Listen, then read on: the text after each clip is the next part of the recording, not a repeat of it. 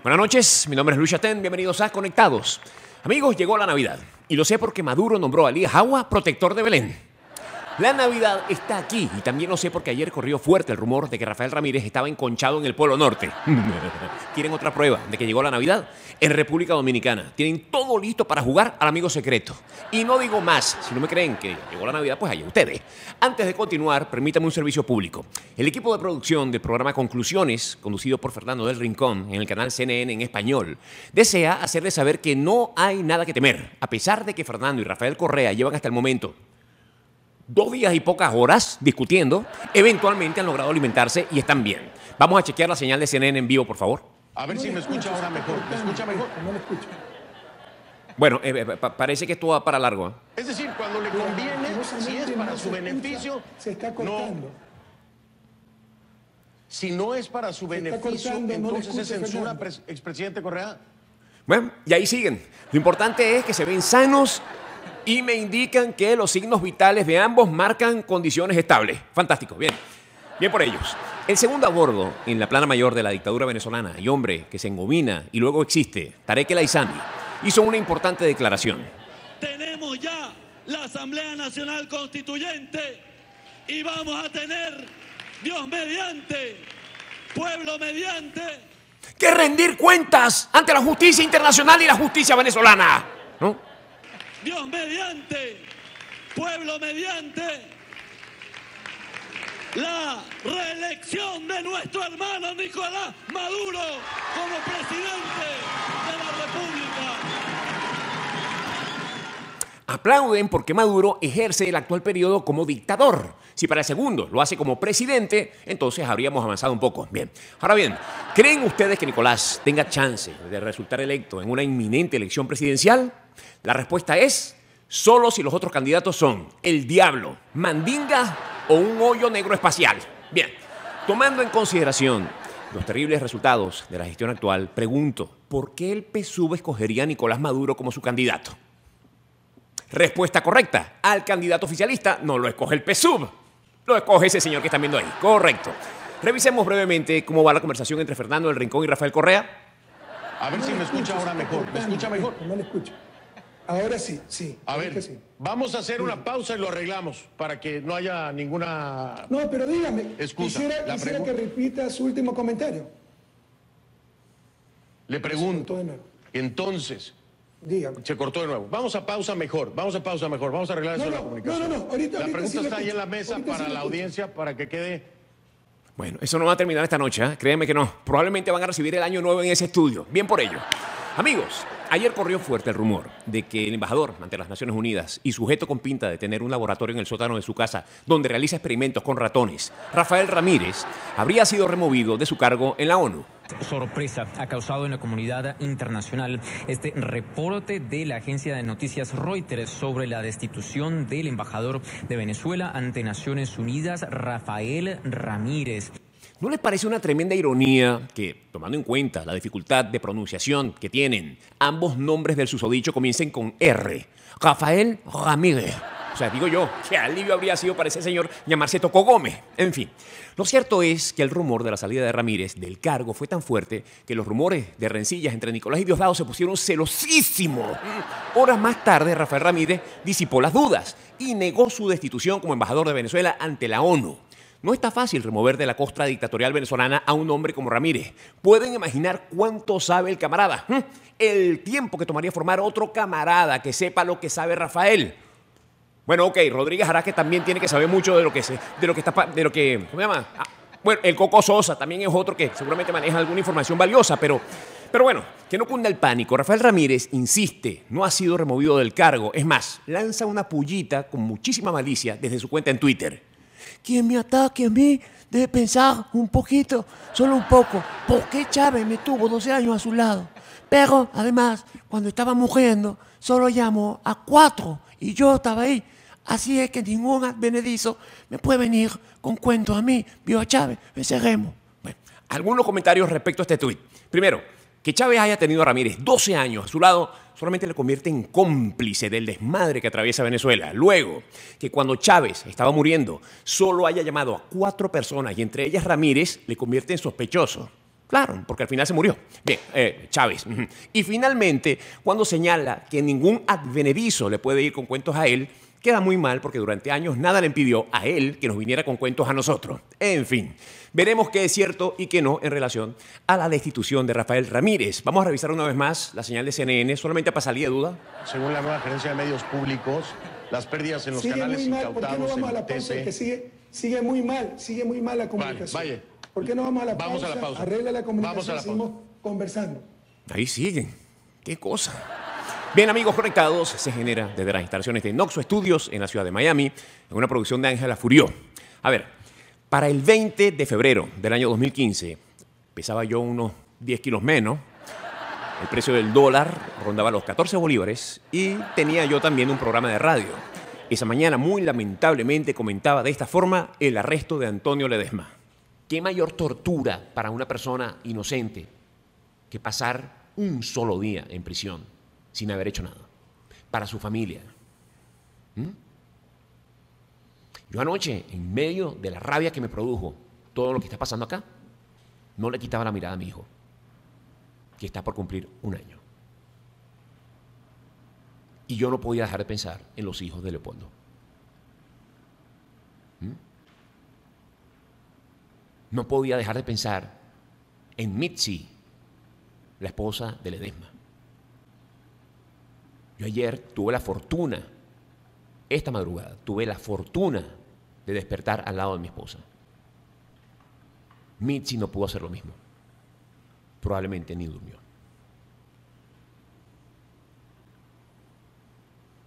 El juego a doble banda del que habla Nicolás Maduro anoche. Aquí se acabó el juego de doble banda. Me encanta que así sea. Qué bueno. Qué bueno.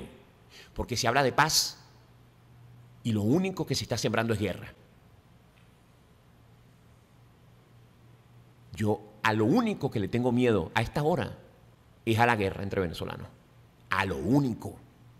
Porque cada vez que veo el descaro con que se burlan de nosotros a través de los medios, del presidente para abajo, cada vez que leo, y miren que yo he tratado de prestar y no atención a las redes sociales, que leo la celebración de alguien de esta violación al correcto procedimiento, cada vez que yo leo la felicidad de alguien, pues nos están tocando la carita. Y nosotros no somos menos hijos de los próceres que libertaron este país. Constantemente se está citando al 13 de abril y en mi mente lo único que retumba es la batalla de Carabobo. ¿Por qué? ¿Por qué? A lo único que le tengo yo miedo es que a este pueblo, que está hecho de lo mismo, que tiene la misma herencia, que disfruta de la misma arepa, que celebra el mismo joropo, se le quiera hacer ver que el enemigo es el vecino de al lado, nacido en esta misma tierra. Qué manera tan triste de ejercer el poder en este país. Y qué forma tan injusta. Y qué descaro de vender ante el mundo a un país potencia. Son las 6:30. Que no sigan acumulándose hashtags. El de hoy, liberen a Ledesma. Casi 3 años más tarde, tengo a mi lado al alcalde, Antonio Ledesma. Al regreso, conversaré con él. No se retiren, seguimos conectados.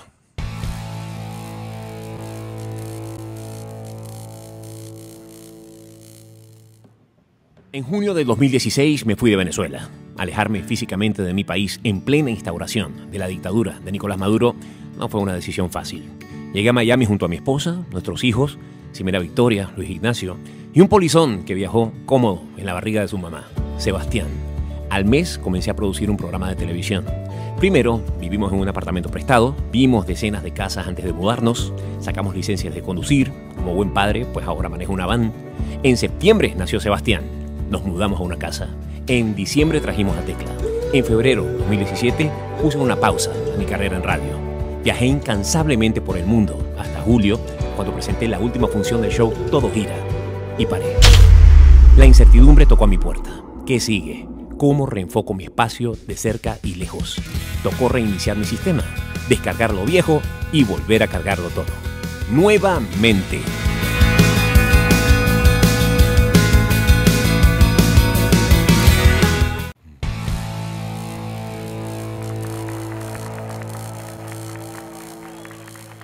Seguimos en Conectados. Ahora sí, Antonio Ledesma. ¿Cómo estás, Antonio? Medio libre. Medio libre.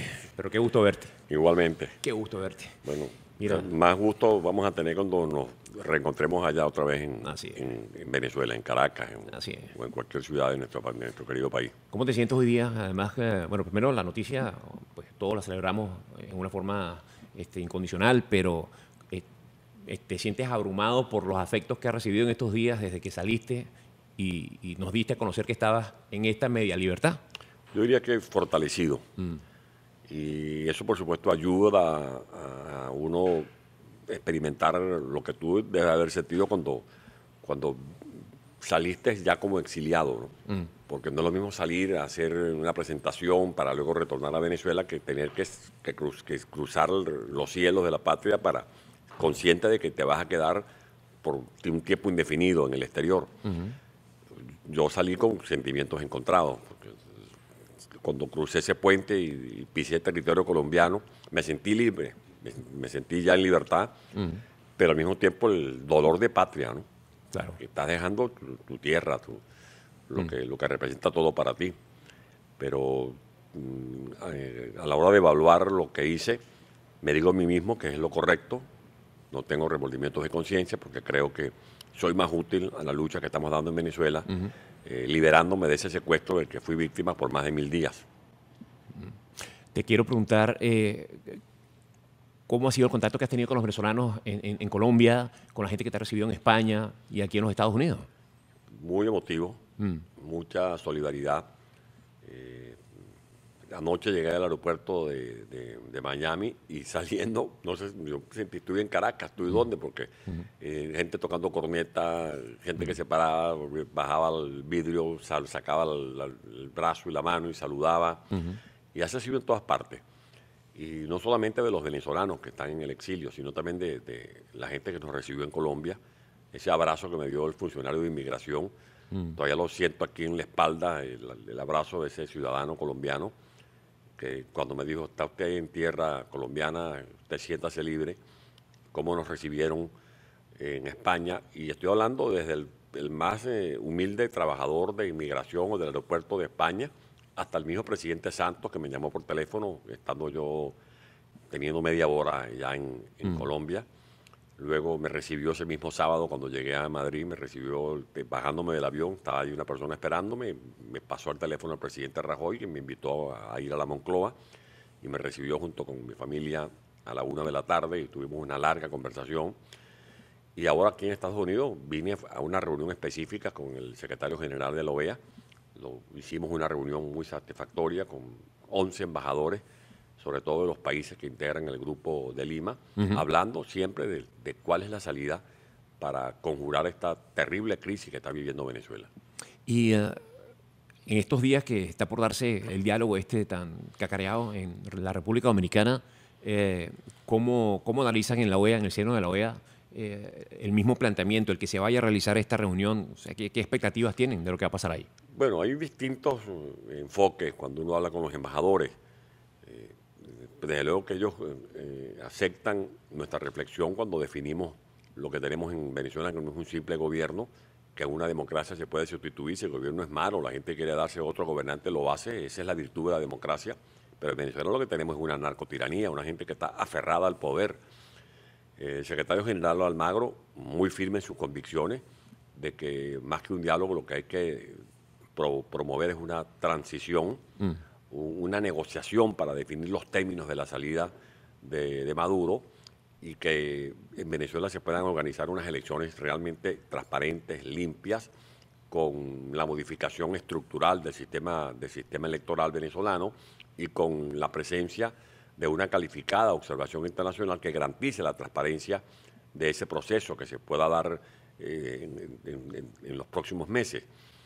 Y Y con relación a otros funcionarios de parlamentos, de gobierno, en España, por ejemplo, pude conversar no solo con el presidente Rajoy, sino con el canciller, quien nos aseguró que se va a insistir en el seno del Parlamento Europeo, el de la Unión Europea, el embargo de armas hacia Venezuela.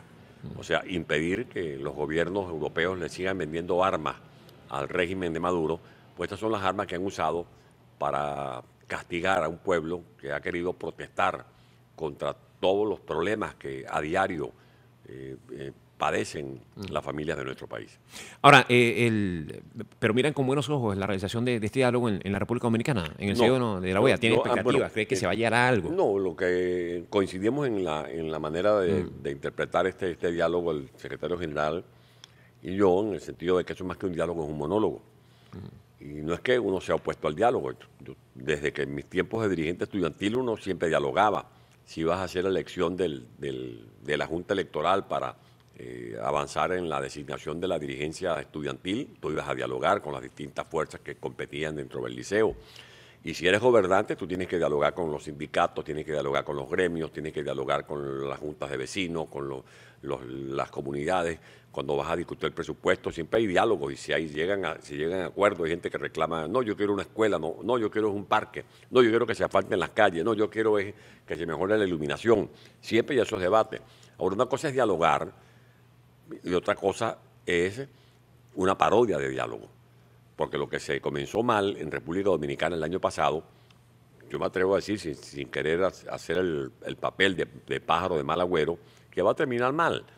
Y que de esta parodia de diálogo, el gobierno va a seguir sacando su tajada.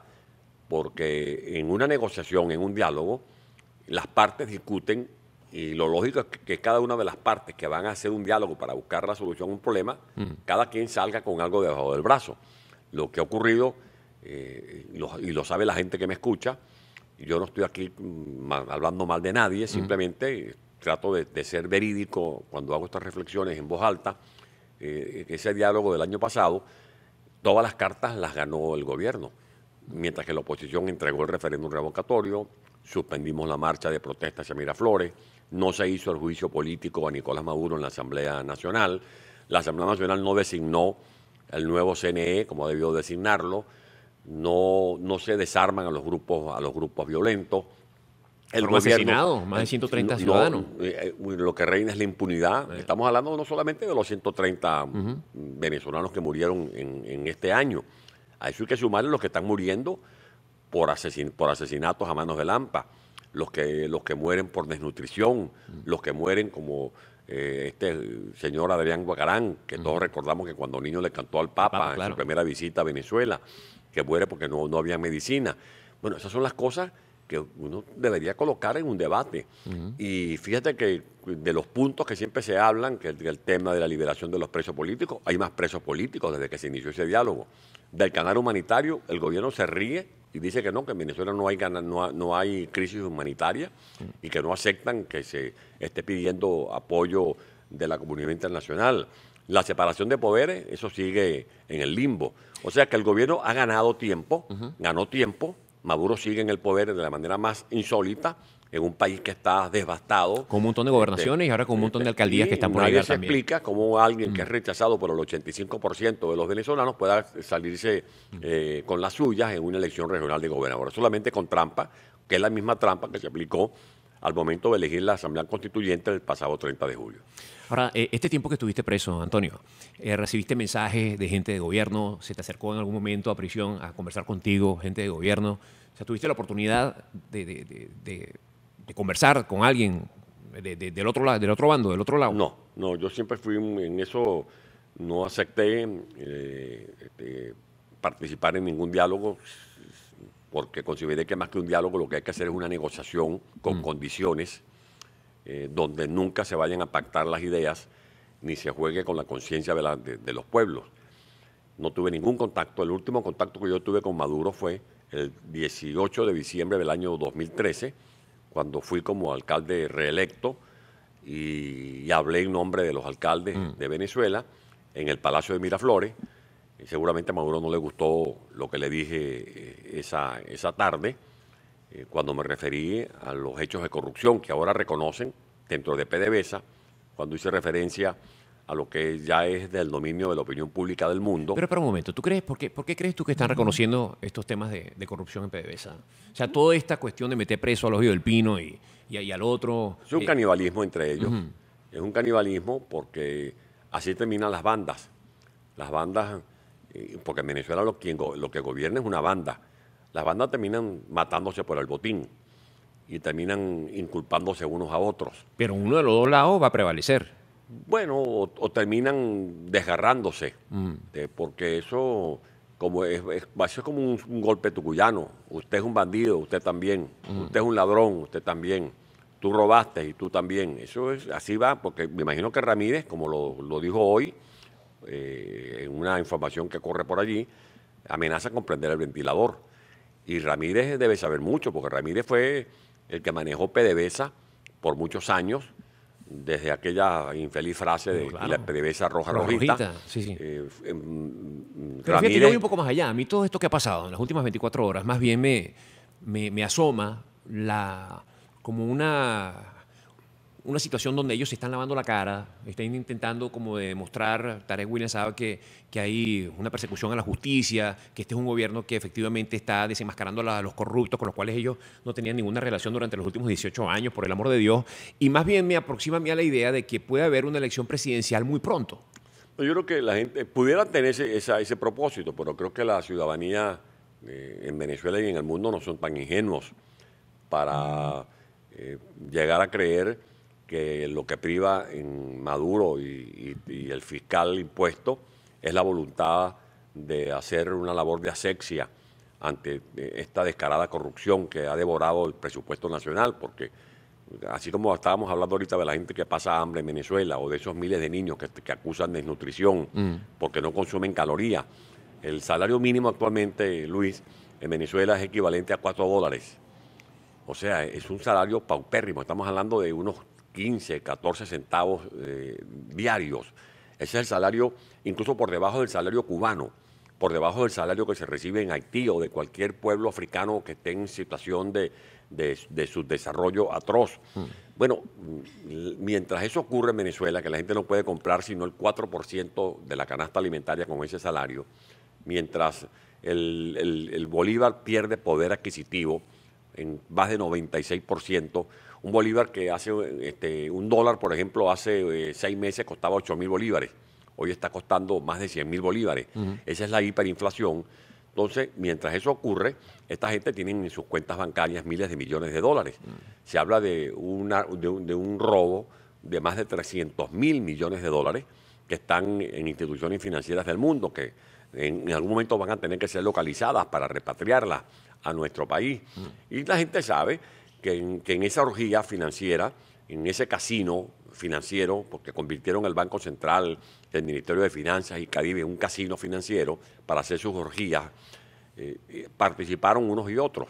Por eso yo creo que más que lavarse la cara, van a terminar escupiendo para arriba, porque esas mutuas acusaciones van a poner al descubierto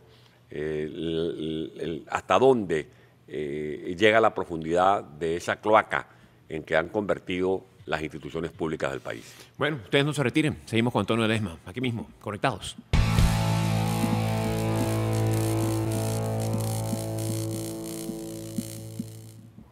Cuando llegué a los Estados Unidos, me di cuenta de que para tener carro, casa, viajar y retirarme dignamente, ahorrar no bastaba. En este país hay que invertir. Si hace 10 años hubiera agarrado $1.000 y lo hubiera puesto en mi cuenta, al día de hoy tendría los mismos $1.000. Invirtiendo con dividendo, ahora tengo la oportunidad de ganar más. No dejes tu dinero en una cuenta de ahorro ganando pocos intereses. ¿No tienes idea de cómo invertir? Para eso está Dividendo.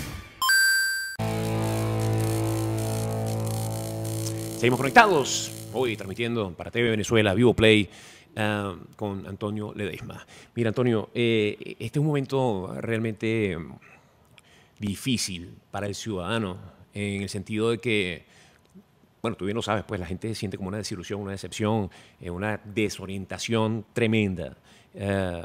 Tú como político de carrera, ¿cómo te sientes al ver al político tan desprestigiado en un país que necesita tanto de la buena política? Comprometido más comprometido con el país y convencido de que es una hora en que hay que poner el acento en la ética y en la moral. Porque la crisis del país no es solamente financiera, no es solamente el problema de la devaluación de la moneda, no es solamente de la hipoteca en que han sumido Venezuela. Venezuela es el país más endeudado del mundo. La hipoteca mayor del mundo la tiene proporcionalmente Venezuela. Veíamos eso con unos técnicos de Harvard el día de ayer en una reunión en Washington después del encuentro con el secretario general de la OEA. Pero más allá de los problemas económicos, financieros, de infraestructura, de carreteras, hospitales, escuelas, yo creo que el gran problema de Venezuela es moral. Y eso toca a todos los factores. Porque creo que es un problema moral, por ejemplo, dejar de lado la demagogia. Yo creo que ser demagogo, ser populista es una moralidad. Eso de pedir el voto a la gente y luego no cumplir el compromiso ético que se asume con el ciudadano, te lleva a la tragedia de perder, te ganas el voto, pero después te pierdes el respeto. Y yo creo, como político, como ser humano y como ciudadano, que es mucho más importante que un voto es el respeto de un ciudadano. Y la gente le pierde el respeto a los dirigentes políticos cuando estos actúan en medio de contradicciones. Yo creo que es una contradicción de un dirigente político decir, por ejemplo, que la Asamblea Nacional Constituyente es fraudulenta y después tú te vas a juramentar en esa Asamblea Nacional Constituyente. Es decir, que este CNE es el culpable del fraude que se cometió el 30 de julio y después tú te inscribes con ese mismo CNE para ir a unas elecciones regionales. Pero además es gravísimo que tú invitas al pueblo a participar en un plebiscito, como lo hicimos, para que más de 7.600.000 ciudadanos respondieran las 3 preguntas que se le formularon en el plebiscito del 16 de julio de este año, pero después tú dejas a esa gente con la carabina en el hombro. O sea, no se cumple la ruta que trazó, no se respeta la ruta estratégica que el pueblo trazó, porque eso es una ruta estratégica. Y esos errores son los que convirtieron en derrotas las grandes victorias del pueblo. Momentos de decepción hemos tenido, como ocurrió, por ejemplo, cuando se hizo el revocatorio en el año 2004. Y la gente se desvaneció y después volvió la euforia, porque así son los pueblos, y sobre todo los pueblos que nunca pierden su esperanza, que nunca pierden la fe. Y esa es la mistura que ha privado en el ánimo del ciudadano venezolano, que es la de no perder la esperanza, no perder la fe y tener mucho coraje, como lo demostraron en las recientes protestas ancianos, abuelos, muchachos, adolescentes, trabajadores, profesionales, que se iban a las calles a protestar reclamando, no que les dieran una ayuda, no que les aumentaran el sueldo, sino reclamando libertad, reclamando el respeto a sus derechos humanos. Claro, pero pasamos este bache tremendo entre esas protestas de calle que fueron tan contundentes. Luego viene la instauración de esta usurpadora Asamblea Constituyente que deja a todo el mundo montado en una tasa giratoria. Y ahora se nos viene encima, bueno, por supuesto pasan las elecciones de gobernadores donde esta gente exhibe un triunfo que nadie les cree, pero que se hizo, o sea, se concretó. Vienen unas elecciones ahora el 10 de diciembre donde seguramente también vamos a pasar un trago muy amargo y una decepción profunda. ¿Qué adviertes tú debemos hacer los opositores para sobreponernos a este escollo y terminar de enrumbarnos a que estas cosas se solucionen efectivamente? Bueno, cambiar de estrategia, porque si algo te sale mal con un mecanismo, bueno, tú no puedes repetir ese mismo, no puedes volver a transitar ese mismo camino. Si no modificas tu manera de actuar y de proceder, vas a reincidir en el error. Yo creo que lo que debe hacer la oposición es tener una conducción atinada. Sin estrategia no llegamos a ninguna parte. Tú puedes tener en la calle 500.000, 600.000, 800.000 personas, como se ha logrado con las protestas, pero si esa masa ciudadana, esa masa crítica de un país no tiene conducción, se pierde, se esfuma, se diluye esa fuerza cívica. Y eso es lo que ha ocurrido. Yo creo que la oposición ha fallado en la estrategia. Me atreví, y disculpan que hable en primera persona, porque suena quizás odioso o petulante, pero me atreví a hacer un video estando recluido en mi casa por cárcel el 31 de julio de este año. Y eso me costó que me volvieran a llevar a Ramo Verde. Y en ese video del 31 de julio, que está colgado en YouTube, hice allí una serie de críticas. Las llamé autocríticas aunque yo no había tomado esas decisiones porque no las compartía, de acudir a elecciones regionales, de no haber designado el Consejo Nacional Electoral cuando teníamos la oportunidad con una mayoría calificada de designar un nuevo poder electoral, de haber cambiado en su momento oportuno el Tribunal Supremo de Justicia y no someternos a 7 mamarrachos que forman parte del Tribunal Constitucional, que además es un tribunal constituido de manera fraudulenta, como hicieron después con la Asamblea Constituyente. Y eso es lo que golpea la moral de la ciudadanía venezolana. Y yo creo que un compromiso importante es levantar la moral a la gente. Eso que hizo este joven del Zulia, Juan Pablo Guanipa, yo creo que es una ofrenda moral para un pueblo que ve desvanecidas sus banderas de esperanza cuando hoy se dice que no confiamos en el Consejo Nacional Electoral porque es la casa del truco, pero mañana aparecemos inscribiendo candidatos. Eso desilusiona a la gente. Y por eso nosotros hemos hecho cuestionamientos al tema de la MUD, y no es porque seamos divisionistas. Lo que queremos es que pongamos las cosas en su justo lugar. Si tú vas a una batalla y dentro de la batalla tú vas a tener unos altos oficiales que te van a jugar para atrás, que te van a boicotear tu propia estrategia de lucha, de combate, por supuesto que nunca vas a triunfar. Y eso es más o menos lo que ha ocurrido en la oposición. Yo creo que hemos tenido contradicciones y si esas contradicciones no se resuelven, el que termina pagando la cuenta que no debe es el pueblo venezolano. Bueno, además sin duda estamos como a destiempo. O sea, esto ha durado demasiado. Cada minuto que pasa, cada momento, ahora mismo que estamos hablando, hay alguien que probablemente esté perdiendo la vida o alguien que esté atravesando la angustia de por primera vez enfrentar la ausencia de un medicamento o todo. O sea, despedir a un pariente en un terminal de autobuses.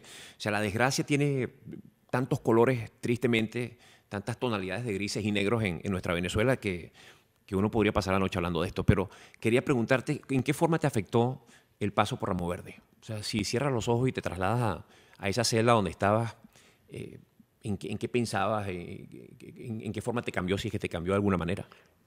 Pensaba precisamente en eso.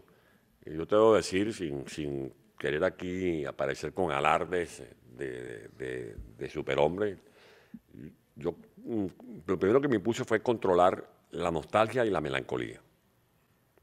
Y no escuchaba, por ejemplo, música, porque siempre si te oyes una canción que te recuerde a tu esposa, a tu madre, a tu hijo, a tu pueblo, a tus tiempos adolescentes, y la nostalgia y la melancolía no son buenas compañeras en una cárcel.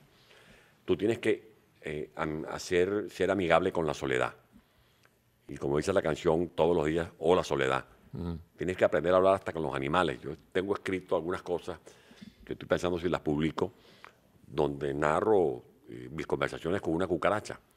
Porque tú estás, cuando te encierran a ti, me cerraban la reja a las 7:30 de la noche y me la abrían a las 6 de la mañana. Y había momentos en cuando uno le reducían el tiempo y nos volvían a encerrar. Y tú tenías ahí o tus libros o simplemente tu capacidad de ocupar la mente. Lo mismo hacía en mi casa. Yo todos los días trotaba en el Ávila.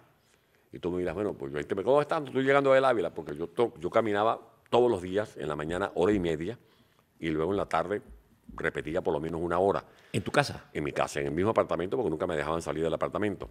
1:30 estabas caminando. Al principio me di unos cuantos golpes en la pierna, en las costillas, hasta que me habitué y ya me acostumbré a caminar en la misma ruta y hacía mi tiempo, pero lo hacía con la mente en el Ávila. Me imaginaba que estaba en el Ávila, o a veces me iba para el Guárico, que es donde yo nací, y me iba para Camaguán, para Guayabal, Calabozo, Valle de la Pascua, San Juan de los Morros, o de repente me venía para el exterior a recordar cuando participaba de joven en congresos de juventudes a nivel internacional. O sea, ocupar el tiempo, leer mucho, y cuando uno tiene el hábito de leer, se le hace más fácil. ¿Tenías oportunidad de conversar con los otros presos políticos en Ramo Verde? Sí, en Ramo Verde fue un tiempo en la que coincidíamos Leopoldo, Daniel Ceballos y yo. A mí se me ocurrió con una fotografía que le habían llevado a Leopoldo, que la rescatamos cuando se incendió la celda, y la coloqué en la pared de mi celda, una foto de Rómulo Betancourt. Y en una mesa de plástico que teníamos allí con unas silletas inauguramos lo que llamamos el comedor Rómulo Betancourt. Y hacíamos allí debates. Entonces, de repente, bueno, le decíamos, vamos a leernos las memorias de Winston Churchill o el discurso de Gandhi en tal fecha, o el discurso de Martin Luther King, o vamos a leernos a volver a leer el libro de Venezuela, Política y Petróleo, o vamos a leernos el informe que hace en su libro el presidente Lagos de Chile, o vamos a ver cómo fue la transición española. Entonces, en ese tiempo logramos vencer el tedio con la lectura y los debates que hacíamos en la cárcel.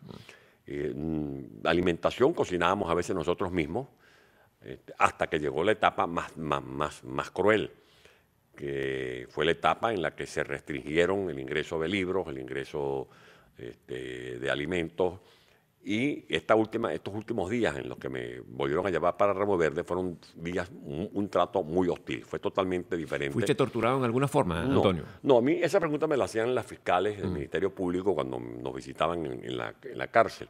Y yo le decía, bueno, tortura física no, pero vea usted esas rejas, vea usted el alambrado ese con púas, que son las concertinas. Bueno, yo estoy privado de mi libertad injustamente, eso es una tortura, porque cuando a ti te meten preso, ya de por sí eso te afecta, y tú tienes que valerte de muchos recursos para que no salir de allí cargado de odios ni de resentimientos. Pero es una manera de torturar a un ser humano, cuando te privan de tu libertad por el capricho de un gobierno, como hicieron conmigo, porque en mi caso me hicieron una sola audiencia. Me tuvieron más de 1000 días privado de mi libertad, una sola audiencia.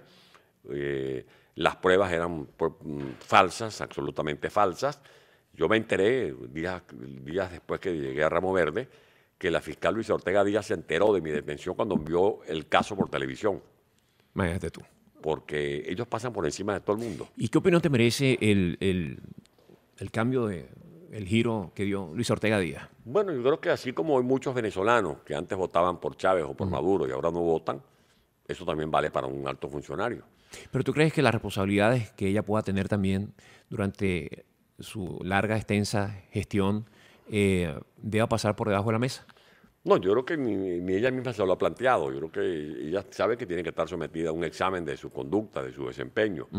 Pero creo que nosotros en este momento, donde debemos poner más énfasis, es en lograr que ella y otros que hayan dado el paso de desligarse de esta narcotiranía, más bien aporten información que le permita a la comunidad internacional enterarse de los desmanes, de los desastres que propiciaron o produjeron estos gobernantes que yo llamo camarilla del mal, porque es una gente que además de robarse el dinero de los venezolanos, trafica con droga.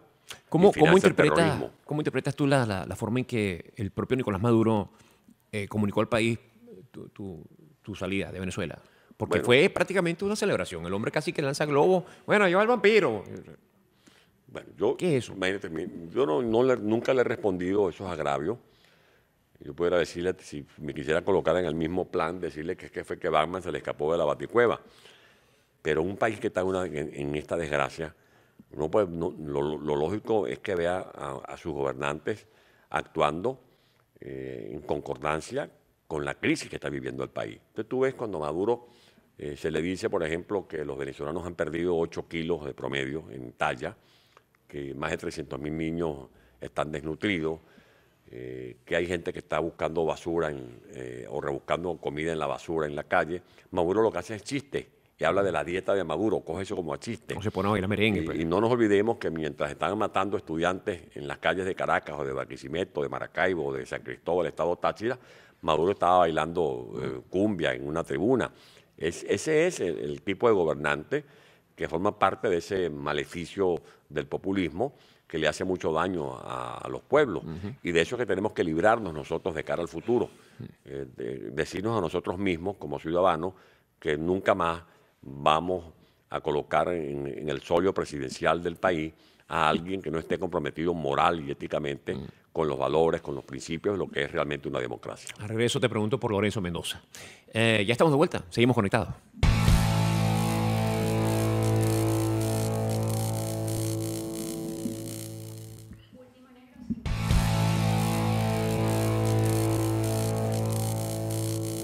Regresamos a Conectados. Hoy, felizmente digo, en compañía de Antonio Ledesma, de Venezuela, Bioplay. Antonio, ¿qué opinión te merece a mí me parece la creciente propuesta que se va escuchando? Porque la verdad es que de Lorenzo no hemos escuchado nada. La gente está como casándose con la idea de una posible candidatura presidencial de Lorenzo Mendoza. Bueno, mira, sobre el tema de las candidaturas, yo lo que llamo es a la reflexión a todos los que con legítimo derecho puedan estar viéndose en el espejo con la banda presidencial en el pecho.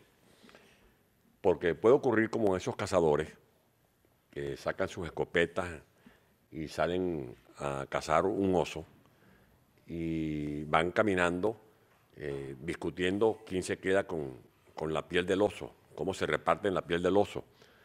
Y por estar discutiendo cómo se van a repartir la piel del oso, no se dan cuenta que el oso está vivo y el oso termina desgarrándolo. Eso es lo que ha ocurrido más o menos en Venezuela. No podemos estar contando los pollos antes de nacer. Yo creo que lo primero es ver cómo salimos de esta narcotiranía.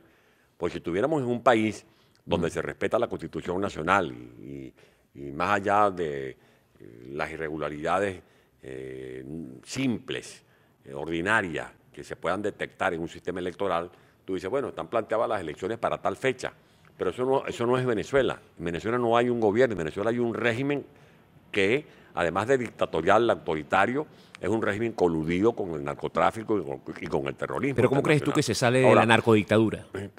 Con una negociación, distinto a esta parodia de diálogo de Santo Domingo, una negociación donde se discuta un solo punto, el punto de instalar un gobierno de transición previa definición de la salida de Nicolás Maduro. Porque tú, y los narcotraficantes que dirigen todo este zaperoco, ellos van a disponer esa transición en Venezuela a sabiendas que le deben a la justicia. Tiene que haber una presión internacional porque esos narcotraficantes, esos tipos que han robado, los une el delito. Ellos se matan entre sí y se echan cuchillo entre sí y se meten las zancadillas unos a los otros, pero al final de cuentas terminan protegiéndose porque los une el delito, salvo estas explosivas acusaciones, mutuas acusaciones que estamos viendo en un gobierno que hace agua. Pero mientras el gobierno hace agua, hay factores que lo oxigenan y por eso el gobierno sobrevive. Esas son las cosas que tenemos que decirnos, porque tú planteabas hace unos momentos algo muy atinado. Todos los días están muriendo niños, están muriendo seres humanos de hambre, está muriendo gente porque no tiene medicamentos. Se va agudizando la recesión económica. Mira, el informe que leíamos ayer indica que la recesión de Venezuela es mayor a la última gran recesión que vivió Estados Unidos. Que la recesión de Venezuela actualmente supera la recesión que padeció España después de la guerra civil en los tiempos de Franco. Estamos hablando de una caída de la producción económica a niveles catastróficos. Hace 2 años las importaciones eran equivalentes a 60.000 millones de dólares. Hoy en día las importaciones no superan los 12.000 millones de dólares. ¿Y cómo sucede eso en el 2017? No entiendo por qué sostiene una situación como esta o qué la prolonga. Bueno, si tú cometes errores en la aplicación de una estrategia, estás favoreciendo al enemigo. Pero más allá del liderazgo, en la población, en los 30 millones de habitantes en Venezuela. ¿Pero qué le podemos pedir a la gente? Ajá. Si a la gente le hemos pedido que marche, la gente marcha. A la gente le pedimos vigilia, la gente se vigilia. A la gente le pedimos que firme, la gente firma con la mano derecha, con la mano izquierda. La gente se tira al guaire, se ahoga en el guaire. La gente se asfixia con gases. La gente da su vida, como la dieron los venezolanos que se inmolaron en esas luchas. ¿Qué más le vamos a pedir a la gente? La gente lo ha dado todo. Yo creo que es un problema de conducción. Por eso te decía que tú puedes tener en la calle 500.000, 600.000 personas, pero si no hay conducción, esa lucha no llega a ninguna parte. Y por eso cuestiono el individualismo, porque tú solo puedes caminar más rápido, pero si caminamos juntos podemos llegar más lejos. Y la esperanza del pueblo es llegar lejos, y llegar lejos es salir lo más pronto posible de esta narcotiranía. Es un error dialogar si tú no tienes definidas tus posiciones políticas, porque si tú puedes tener discrepancias en tu casa. No, que yo no quiero ver este canal, yo no quiero ver esta película, no, yo no quiero tomar café, yo quiero tomarme un refresco. Esas son cosas naturales en un hogar. Pero cuando tú estás conduciendo una estrategia política, va mucho más allá de la responsabilidad. Por ejemplo, hay factores que decimos que no debemos reconocer la constituyente, mientras que hay otros factores de la oposición que reconocen la constituyente. Esa es una contradicción que hace mucho daño.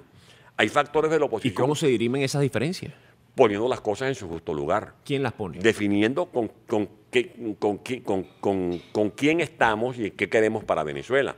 Por eso cuando tú me planteas los nombres de candidatos presidenciales, a mí me parece, por ejemplo, que Lorenzo Mendoza es un ciudadano cabal, competente, valiente, emprendedor, pero yo, cuando a mí me interrogan respecto a candidaturas presidenciales, digo, no precipitemos el debate porque eso es lo que ha hecho daño.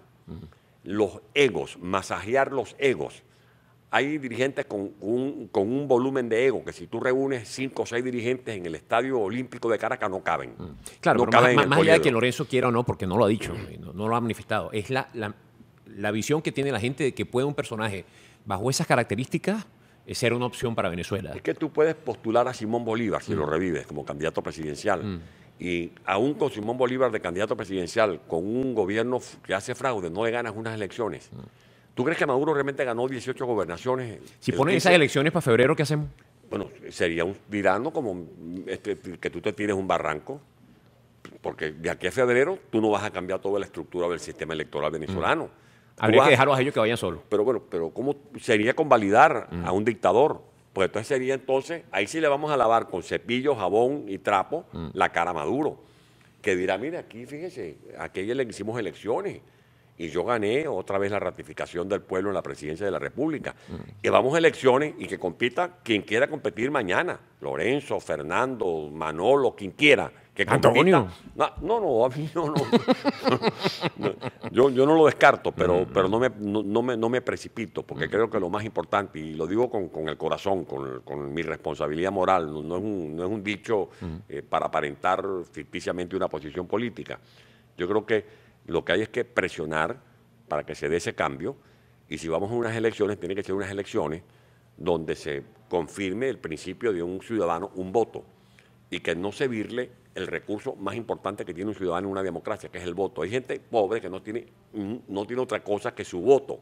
Y te dice, bueno, voté por ti hace 5 años, pero te espero en la bajadita. Si no cumple, yo te voy a castigar con mi voto en unas nuevas elecciones. Antonio, gracias por venir. Gracias a ustedes. Pues. Contento de verte. Gracias. Un abrazo a tu familia. Y bueno, lo mejor para ti en este diciembre y para Venezuela. Gracias. A ustedes, hasta mañana.